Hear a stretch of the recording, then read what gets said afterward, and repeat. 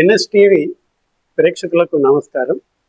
ఈరోజు ఎన్ఎస్టీవీ నిర్వహించే 69 ఉద్యమకారుల ఇంటర్వ్యూస్లో ఒక భాగంగా ఈనాడు మన అతిథిగా చక్రాల నరసింహారెడ్డి గారు వచ్చారు. ఆయన 1969లో సెంట్రల్ జైల్లో నాతో పాటు జైలు శిక్ష అనుభవించిన వారు. ఆయన అనుభవాలను ఈరోజు ప్రేక్షకులకు అందించడానికి ప్రయత్నిస్తున్నారు. నమస్కారం నరసింహారెడ్డి గారు. ఎన్ఎస్టీవీ యాజమాన్యానికి హృదయపూర్వక నమస్కారం. తెలంగాణ తొలి ఉద్యమానికి సంబంధించి 1969 ప్రపంచంలోనే ప్రఖ్యాతిగాంచిన ఉద్యమంగా ఉంది. ఆనాడు వియత్నాం అంత ఉద్యమము తెలంగాణ ఉద్యమం అనే పేరు పోయింది. అందులో చాలా వరకు ఎన్నో సంఘటనలు జరిగాయి. ఆ ఉద్యమ పరంపరలో 369 మంది పోలీస్ కాల్పుల్లో మరణించారు.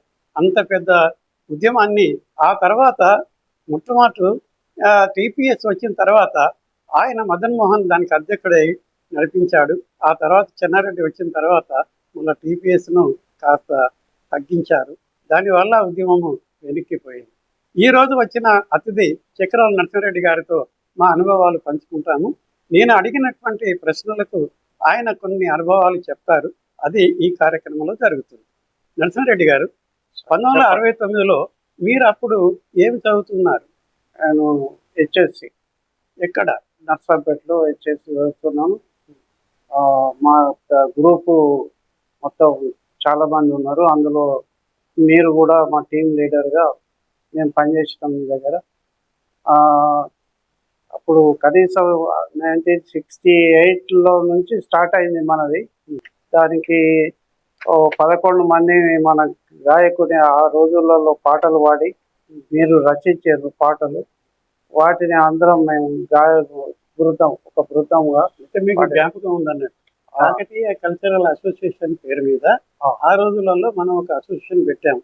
దాని ద్వారా మనము దుమ్ము దుమారం అనేటువంటి ఒక కార్యక్రమంతో ఆ తర్వాత మన ప్రభావంతో ఈ ధూమ్ ధామ్ అని వచ్చింది. ఇప్పుడు 39 సంవత్సరాల తర్వాత. కాబట్టి అన్నింటికీ మనమే ఆద్యులము. అప్పుడు మనం 11 మంది ఉన్నది మీకు జ్ఞాపకం ఉంది కదా. అప్పుడు పాడేటువంటి పాటలలో ఆ రోజులలో పాడే పాటలు ఏమైనా జ్ఞాపకం ఉన్నాయా మీకు? ఆ రోజుల్లో పాడేటి అయ్యయ్యో బ్రహ్మయ్య, వినరా వినరా సోదర, పోరుగడ్డ తెలంగాణ. ఆ రోజులలో గాయకులలో మీరు కూడా పాడేవారు. మీరు ఏం పాడేవారు ఆ రోజులలో? మేము దండకం పాడాము.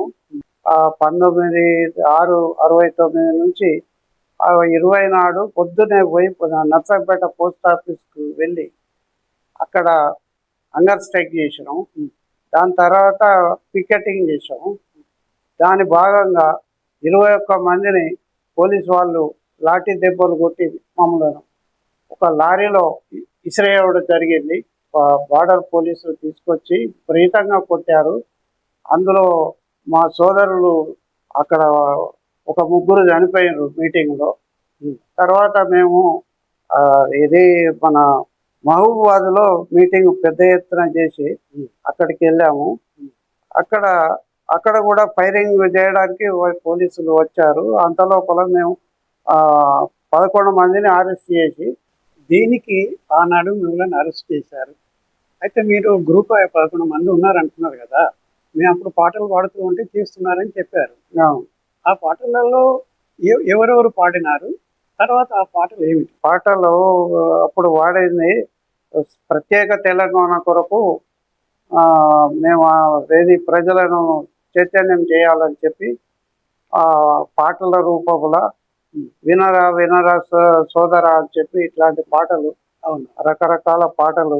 ఆనాడు జరిగింది ఏంటంటే ఆ దాంట్లో అయ్యయ్యో బ్రహ్మయ్య అన్యాయం చేసావేమయ్యా, తెలంగాణ నీది కాదని సర్వనాశనం చేసావేమయ్యా అని పాడుకుంటూ చరణాలు కూడా ఏమిటి అని అంటే, నీ రూపు చూస్తే తెలంగాణను దోచేటట్టే ఉంది, నీ ముఖం చూస్తే ఈ తెలంగాణను నాశనం చేసేటట్టే ఉంది, కొంత రెడ్డితనం ఉంది, కొంత మడ్డితనం ఉంది అనుకుంటూ పాడుతున్నప్పుడు మన అందరినీ 11 మందిని అరెస్ట్ చేశారు. అయితే ఆనాడు అరెస్ట్ చేసినప్పుడు అక్కడ ఏమన్నా మళ్ళీ సంఘటనలు ఏమన్నా జరిగినాయా? అక్కడ జీబులో తీసుకెళ్ళంగా ఒక కుమ్మరి అమ్మ పెద్ద మనిషి అడ్డం వచ్చింది. రాత్రి 12 గంటలకు వాళ్ళని ఎందుకు తీసుకపోతున్నారు పాపం విద్యార్థులు, ఈ రాత్రి వాళ్ళు భోజనం చేయలేదని చెప్పి పోలీసు కాళ్ళు పట్టుకుంటే అప్పుడు భోజనం పెట్టి పంపిస్తాం అయ్యా అంటే ఆపేందు. అప్పుడప్పుడు వంట చేసి పెట్టింది మాకు ఆ తల్లి. అందులో పోలీసు వాళ్ళు కూడా మాకు కొద్దిగా టైం ఇచ్చారు. ఆ లోగా మేము తీసుకొని నర్సంపేట తీసుకెళ్ళారు. అక్కడ తీసుకోవడానికి. నరసింహారెడ్డి గారు మహబూబాబాద్లో అరెస్ట్ చేసి వాళ్ళంతా నర్సంపేట పోలీస్ స్టేషన్ తీసుకువెళ్ళారన్నారు కదా, దాని తర్వాత జరిగింది ఏమిటి? అప్పుడే జైలుకు తీసుకుపోదామని సన్న చేశారు. కాళోజీరావు గారు కూడా వచ్చి ఇది అన్యాయం అని చెప్పారు. అయినా కూడా వినకుండా 21 మందిని అరెస్ట్ చేసి లారీలో లాఠీ దెబ్బలు కొట్టి లారీ ఎక్కించారు మమ్మల్ని బలవంతంగా. ఆ ఉద్యమం ఉవ్వెత్తుగా జరిగినప్పుడు మిమ్మల్ని జైలుకు పంపిన సెంట్రల్ జైలుకి ఎట్లా చేరుకున్నారు? అక్కడికి లారీలో తీసుకుపోయారు. అక్కడ మెజిస్ట్రేట్ ముందట నిలబెట్టారు. వారు అన్నారు, మీరు ఎందుకు వచ్చాను అంటే, మేము ప్రత్యేక తెలంగాణకు కోరుతున్నాము, దాని గురించి ఉద్యోగాలు, నిధులు, నియామకాలు, దీనికి అన్యాయం జరుగుతుంది, ఆంధ్ర పాలకులు చాలా అన్యాయం చేస్తున్నట్టే, మేము ఎలాంటి మాకు పెన్షన్లు కావాలి, మాకు ఏదో ఒక సన్మానాలు కావాలని చేయలేదండి. మేము ప్రత్యక్షంగా మా తల్లిదండ్రులు కూడా అప్పుడు బంధించారు మేము బయటకు పోకండి. అప్పుడు చాలా కఠినంగా ఉండే, ఉక్కు పాదంతో అంచేసారు. ఆ టైంలో మేము ప్రాణానికి తెగించిపోయినాము జైలుకు. అక్కడ జైల్లో వేసినాక వాళ్ళు అడిగారు. అయితే బ్యారక్ 1లో బ్యారక్ 2లో కొంతమంది ఉన్నారని అంటున్నారు. మీరు బ్యారక్ 1లో ఉన్నారు. 1లో ఆ రోజులలో భోజనంలో ఇసుక వచ్చేది, ఇసుక రాళ్ళు వచ్చినాయి. మళ్ళీ పేపర్ మాకు సప్లై చేయలేదు. అందుకని అది ఏదైతే ప్లేట్లు ఉన్నాయో వాటి వరి చేసినాం, నిరసన తెలియజేసినాం. అప్పుడు వాళ్ళు స్పందించి జైలు అధికారులు ఒక 100 మంది ఆడవాళ్ళని తీసుకొచ్చి ఆ రాళ్ళు ఏర్పించి అప్పుడు భోజనం పెట్టడం జరిగింది. ఆ వాళ్ళు మా అన్నలు వచ్చారు, మమ్మల్ని విడిపిస్తారని చెప్పి బాగా మర్యాద ఇచ్చి మాకు, మేము అన్నం తినక ఒక రోజు అన్నం తినలేదు, రెండో రోజు చపాతి తెచ్చిచ్చారు దొంగతనంగా. ఆ విధంగా మాకు ఒక వారం రోజులు గడిచింది. ఆ తర్వాత మాకు ఆ పాసులు కూడా ఇవ్వలేదండి. ఆ పాసులు ఇవ్వకుండా మేము కొంత దూరం నడిచి రైల్వే స్టేషన్కి వచ్చి ఉన్న మా దగ్గర పర్సనల్ డబ్బుతోటి టికెట్ తీసుకొని ఎక్కడ పోయి ఆడికెళ్ళి నడిచి వెళ్ళామండి మా ఊరికి. 69లో మనకు 2 సంఘాలు పనిచేసేవి, అవి మీకు జ్ఞాపకం ఉన్నాయా? ప్రజా సమితి ఒకటి, ఇంకొకటి మన ఇదే విద్యార్థి సంఘం ఒకటి. మదన్ మోహన్ ఉండేది. ఆ తర్వాత చెన్నారెడ్డి వచ్చారు. మరి ఇది అసలు వచ్చిన టీపీఎస్ ఏదైతే ఉన్నదో అది ఫిబ్రవరిలో, అంటే 1969 ఫిబ్రవరిలో అది ఆరంభమైంది. అయితే ఇది మార్చి వచ్చే వరకు అందులో కొన్ని సంఘటనలు జరిగాయి. నాకు తెలిసినంత వరకు మనం అంతా కూడా ఒకే చోటు ఉన్నాం కాబట్టి ఇవన్నీ చూసినాం మనం. అయితే ఏప్రిల్లో ఏమైందంటే చెన్నారెడ్డి ఇందులో ప్రవేశించారు, టీపీఎస్ లో. ప్రవేశించిన తర్వాత ఆయన ఏం చేశారంటే కొంత ఎక్కువ ఈ ఉద్యమాన్ని ఉధృతం చేశారు. దాంతో ఈ పోలీస్ కాల్పులు, 369 మంది చావులు ఇవన్నీ కూడా జరిగిపోయినాయి. కానీ ఆయన ఎన్ని రోజులు కూడా చేయలేదు. ఆయన నవంబర్ వచ్చే వరకు ఆ టీపీఎస్ ను మూసివేశారు. ఇదే సంఘటన జరిగింది. మన ఉద్యమానికి సంబంధించి ఇంకా కవులు ఎవరైనా ఉన్నారా? సత్యనారాయణ ఉండే. మనము ఈ ముచ్చెర్ల సత్యనారాయణకు సంబంధించినటువంటి దానికి మనతో పాటు ముచ్చెర్ల సత్యనారాయణ ఉండేవాడు, ఆయన సపరేట్ పాడేవాడు. తర్వాత ఇంకొక ఆయన ఉండేది రాజారామన్, జానపద గేయాలు పాడేటువంటి వాడు. తర్వాత ఈ ఉద్యమం తర్వాత 69లో మనం చెప్పుకున్న ఈ నవంబర్లో చెన్నారెడ్డి గారు దాన్ని ఆపేసిన తర్వాత జరిగినటువంటిది ఏమైనా జ్ఞాపకం ఉన్నాయా? దాని తర్వాత డిసెంబర్లో క్లోజ్ అయిపోయింది. మెల్లమెల్లగా ఉద్యమాన్ని అణచేసారు. ఎక్కడెక్కడ 369 మంది విద్యార్థులు చనిపోయినాక ఈ చెన్నారెడ్డి వచ్చి మొత్తం ఒక్కొక్కటి సంఘ నాయకులను లోపలేసి భయభ్రాంతులకు గురి చేసి ఆ విధంగా ఆ ఉద్యమాన్ని అణచేసారు. 69 ఉద్యమకారుడు కాబట్టి 69 ఉద్యమం తర్వాత మరి మనకు తెలంగాణ 2014లో వచ్చింది. దాని తర్వాత ఏమైనా మీ పెన్షన్ కోసం ప్రయత్నాలు చేశారా? చేశాము. 13లోనే మన సంఘం స్థాపించినాము. 14లో మనం జిల్లాకు ఒక అధ్యక్షుడిని నియమించారు మీరు. రాష్ట్ర అధ్యక్షులు మీరు. మేము నేను మా అప్పుడు ఆదిలాబాద్ జిల్లా ఉండే 10 జిల్లాలు ఉండే. ఆదిలాబాద్, మంచిర్యాల, ఆసిఫాబాద్, నిర్మల్ ఈ 4 జిల్లాలను కవర్ చేసి 1200 మందిని నేను పోగు చేశాను. ప్రెస్ మీట్ పెట్టి అక్కడికి వెళ్ళి వాళ్ళను కలిసి ఒకళ్ళకి కాళ్ళు ఎరిగినాయి, చేతులు ఎరిగినాయి, ఇప్పటికీ మంచాలు పడుకున్నారు. రైలు టౌకో దానిలో కేసులు ఇప్పటికీ నడుస్తున్నాయి. చాలా దీన స్థితిలో ఉన్నారు ఒక్కొక్కరు. కానీ ఆర్థిక 10 సంవత్సరాలు ఆ పరిపాలన, అందులో మనం కేసీఆర్ని కలిశారు మీరు ముఖ్యమంత్రి ఉన్నప్పుడు. ఎన్నోసార్లు చీఫ్ సెక్రటరీ రమణాచారి గారిని ఒక 40 సార్లు కలిసాము. హోమ్ మినిస్టర్ని కలిసాము. వీళ్ళందరినీ కలిస్తే పెన్షన్స్ వచ్చినాయా? పెన్షన్లు ఇవ్వలేదండి. పెన్షన్లు ఇవ్వలే. ఏదో ప్రతి సంవత్సరం జూన్ 2వ తారీఖున కొన్ని జిల్లాల లోపలనే కలెక్టర్లు పిలిచి ఒక శాల్వా గుడ్డ ముక్క తెచ్చి మా ముఖాన కొట్టి, ఇదే మీ 69 వాళ్ళకు మేము ఇచ్చే గౌరవం అని చెప్పి పంపించారు. కానీ మాకు ఆర్థికంగా ఎలాంటి సహాయ సహకారాలు చేయలేదు. ఆ 10 సంవత్సరాలు ఉన్నా కూడా 69 వాళ్ళను పట్టించుకున్న నాదులు లేడు. ఎన్నిసార్లు మేము పెన్షన్ కొరకు అర్జీలు పెట్టుకున్నా కూడా ఏమాత్రం పట్టించుకోలేదు. 10 సంవత్సరాలు అదే విధంగా అది కూడా ప్రతి సంవత్సరం సన్మానం కూడా చేయలేదు. ఏదో 2 సార్లు 3 సార్లు చేసి వదిలేశారు. అది 2-3 జిల్లాల్లో జరిగింది. ఇంతగా జరగలేదు. 69 వాళ్ళు అంటే అంత హీనమైన పరిస్థితి తెచ్చారు. మేము 2 సంవత్సరాలు ఉద్యోగంలో పోరాడి మా చదువును కూడా త్యాగం చేసినాము. ఉద్యోగాలు దొరకక మేము నానా అవస్థలు పడ్డాము. అప్పటి 6 రోజుల్లో ఎంత కష్టపడ్డామంటే ఒక్కొక్కరు లాఠీ దెబ్బలు తిని ప్రాణత్యాగం చేసి అంతా చేస్తే ఇంతవరకు 10 సంవత్సరాలు పోయిన ప్రభుత్వం పట్టించుకోలేదు. ఇప్పుడు ఉన్న ప్రభుత్వము, అప్పుడు ఎంపీగా ఉన్న రేవంత్ రెడ్డి గారు మమ్మల్ని ఇంటికి పిలిచి సన్మానం ఒక శాల్వ కప్పేసి నా పని అయిపోయిందని చెప్పి మళ్ళీ నా ప్రభుత్వం వస్తే మిమ్మల్ని గౌరవంగా అన్ని విధాల ఆర్థికంగా ఆదుకుంటామని చెప్పి మాట ఇచ్చారు. ఇప్పటికి 2.5 సంవత్సరాలు అయింది కానీ ఒక్కరు కూడా మమ్మల్ని గౌరవించలేదు. పెన్షన్ గురించి మేము అర్జీలు పెట్టుకున్నాము సీఎం గారి దగ్గర. మేము సార్ను అపార్ట్మెంట్ కొరకు ఎన్నిసార్లు తిరిగినా 2.5 సంవత్సరాలు అయింది. ఇంతవరకు 69 వాళ్ళని గుర్తించలేదు. మేము మా జీవితాలను ప్రాణం పెట్టి 69 వాళ్ళం మేము అన్ని త్యాగాలు చేస్తే మమ్మల్ని ఒక చెత్త కుండీలో వారేసినట్టు ఉంది. మాకు అన్ని విధాలా సహకరిస్తాము ప్రభుత్వం వచ్చినాక కానీ మాట ఇచ్చారు. ఇచ్చి కూడా మాట తప్పి 2.5 సంవత్సరాల నుంచి మాకు ఎలాంటి ఆర్థిక సాయం కానీ ఎలాంటి గౌరవం ఇవ్వలేదు 69 ఉద్యమకారులకు. సరే, మీరు చేసే ప్రయత్నం ఏమిటి? మేము చేసే ప్రయత్నం అన్ని విధాల హైకోర్టుకు వెళ్ళాము. అక్కడ కూడా తీర్పు వచ్చింది మా ఫేవర్లో. వీళ్ళకు 3 నెలల్లో ఇవ్వాలి, పెన్షన్ ఇవ్వాలి, ఫ్రీడమ్ ఫైటర్గా గుర్తించాలి, అన్ని విధాల వాళ్ళకు ఇవ్వాలి అని చెప్పి హైకోర్టు ఇచ్చినా కూడా హైకోర్టు తీర్పును కూడా పక్కకు పెట్టేశారు. ఇంతవరకు మాకు ఎలాంటి గవర్నమెంట్ నుంచి మా వెరిఫికేషన్ అయినాయి. మా సర్టిఫికెట్లన్నీ కలెక్టర్ గారు కానీ కమిషనర్ కానీ వరంగల్లో వెరిఫికేషన్ అయినాయి. 82 మంది అయినాయి. అంతా ఓకే ఉన్నది. మా ఎలాంటి డూప్లికేట్ సర్టిఫికెట్లు కాదు, ఒరిజినల్ సెంట్రల్ జైలు నుంచి తెచ్చినాం. నర్సంపేట పోలీస్ స్టేషన్ నుంచి ఎఫ్ఐఆర్లు తెచ్చినాం.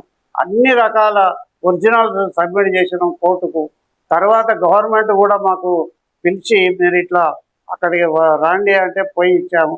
అది ఇచ్చి కూడా 2 సంవత్సరాలు అయింది. ఇప్పటి వరకు అతి లేదు గతి లేదు. మరి ఏం చేశారు? మళ్ళీ తర్వాత మీరేమన్నా ప్రయత్నం చేశారా పెన్షన్ కోసం? ప్రయత్నాలు చేస్తూనే ఉన్నాము. మేము ఇక్కడ మీటింగ్ పెట్టినాము. అక్కడ ప్రతి డిప్యూటీ సీఎం గారిని కలిశారు మా అధ్యక్షుల వారు. చాలా మినిస్టర్ల వాళ్ళకు చెప్తున్నాము, మేము లోకల్ ఎమ్మెల్యేలకు చెప్తున్నాము. అయినా కూడా దాని గురించి ఇంతవరకు స్పందించలేదు. ఏదో కమిటీ వేసిందన్నారు. ఆ కమిటీ కాలయాపన తప్ప ఇంత తొందరగా ఇస్తారని మాకైతే నమ్మకం లేదు.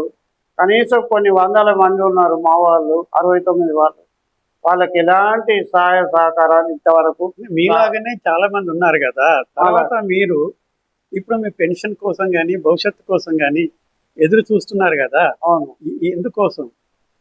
ఏదో మేము అప్పుడు ఇవన్నీ ఆశించి చేయలే, కానీ మేము ఉద్యోగం చేసి మేము లాఠీ దెబ్బలు తిని జైలుకు పోయినాక ఇప్పుడు తెలంగాణ, ప్రత్యేక తెలంగాణ వచ్చింది.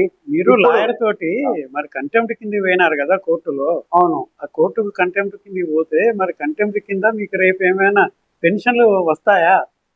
కంటెంప్ట్ కోర్టు వేసినా కూడా గవర్నమెంట్ స్పందించడం లేదు.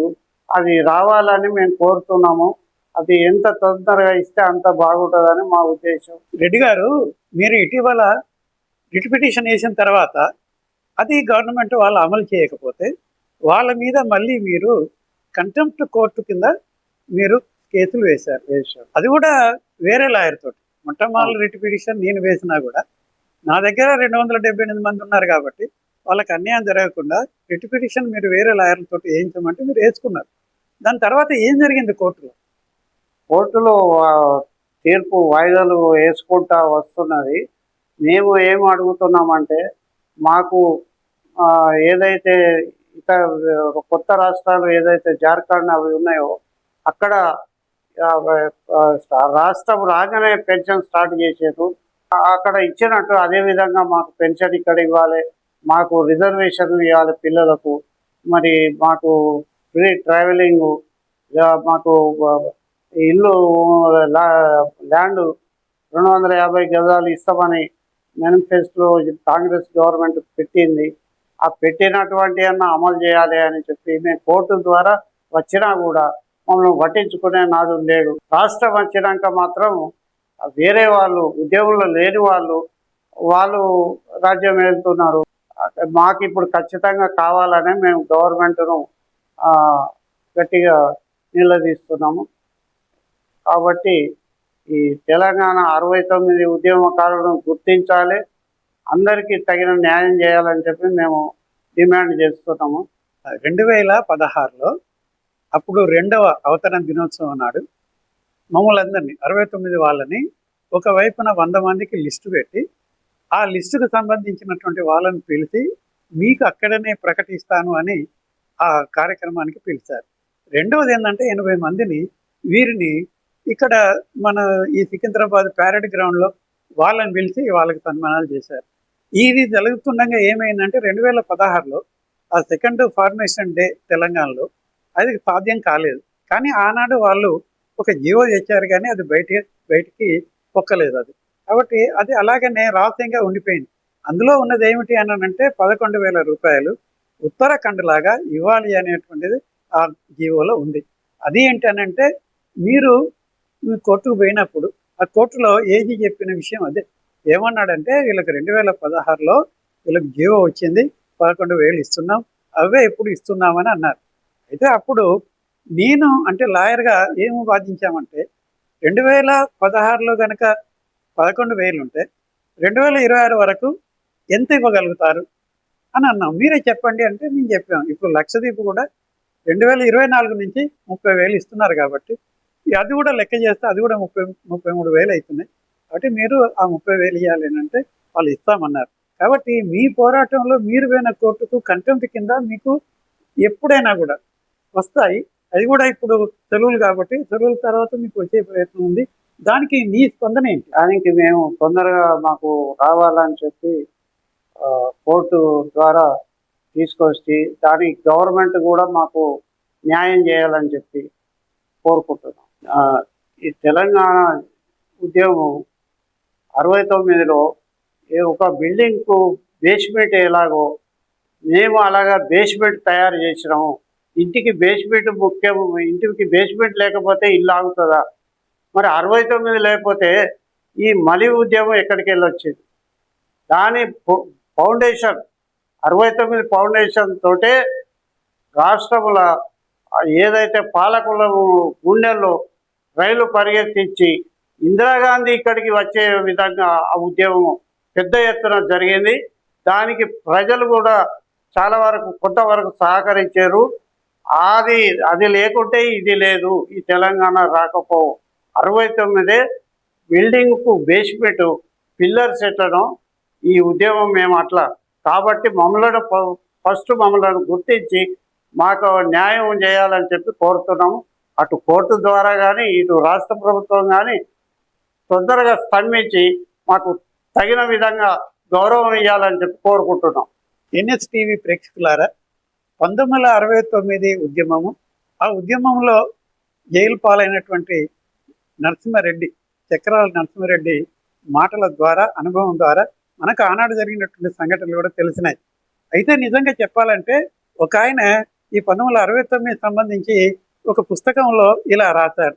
1969 ఆ ఉద్యమానికి ఒక సిద్ధాంతం లేదు. 1969 ఉద్యమంలో కవులు లేరు, కళాకారులు లేరు, అంతేకాదు ధూమ్ధామ్ లాంటి ఏవీ లేవన్నారు. దాని మీద నేను తెలంగాణ ఉద్యమము, కాకతీయ కల్చరల్ అసోసియేషన్ వాళ్ళు చేసినటువంటి ఉద్యమానికి సంబంధించి పుస్తకం వేశాను. అది కూడా తెలంగాణ ఉద్యమం 1969 అని. ఆ పుస్తకంలో నేను రాసింది ఏంటంటే 1969లో ఉద్యమంలో జై తెలంగాణ కానీ, ప్రత్యేక తెలంగాణ కానీ, ఆ నినాదంతో వచ్చినటువంటి కొన్ని సిద్ధాంతాలు ఉన్నాయి. ఆ సిద్ధాంతాలతోటే ఆ ఉద్యమం నడిచింది. రెండవది కవులు లేరు, కళాకారులు లేరు అన్నారు కదా. కాళోజీ నారాయణరావుతో సహా 19 మంది కవులను నేను అందులో పేర్కొన్నాను. ఆ తర్వాత ధూమ్ధామ్ లాంటివి లేవంటే, అయ్యా మీరు ఎక్కడున్నారో తెలియదు. ఇప్పుడు మనం కాకతీయ కల్చరల్ అసోసియేషన్ ద్వారా మేము కూడా దుమ్ము దుమారం అని ఒక కార్యక్రమాన్ని పెట్టాం. అది పెట్టినాక తర్వాత 39 సంవత్సరాలకు మీరు ధూమ్ధామ్ పెట్టారు. కాబట్టి మేమే ఆదర్శం, మేమే మార్గదర్శకులం. కాబట్టి మీరు ఆనాడు ఏమీ లేదనడానికి వీలు లేదు. కాబట్టి ఆ రోజు మనకు సిద్ధాంతం ఉంది. రెండవది మనకు అక్కడ కవులు ఉన్నారు.